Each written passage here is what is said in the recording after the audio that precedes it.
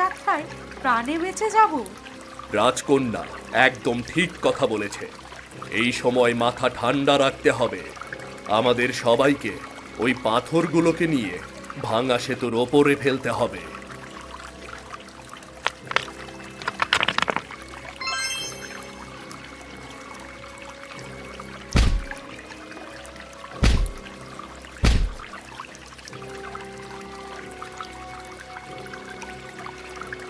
অসম্ভব!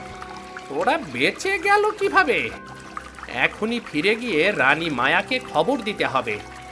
রানী মা জানতে পারলে একেবারে সর্বনাশ হয়ে যাবে। কিন্তু কি করে বুঝবো যে ওই রাজকন্যার মাথায় এত বুদ্ধি?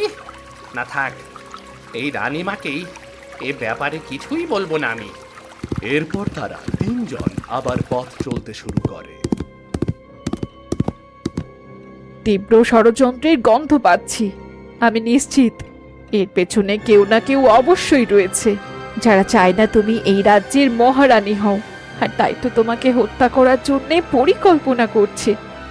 আমি জানি এসবের পেছনে কারা কারা রয়েছে, কিন্তু এই মুহূর্তে আমার চুপ করে থাকা ছাড়া আর কিছুই করা যাবে না। আমাকে ঠান্ডা মাথায় আগে রাজ্যের দায়িত্ব নিতে হবে। এরপর আমি তাদেরকে খুঁজে বের করে চরম শাস্তি দেব।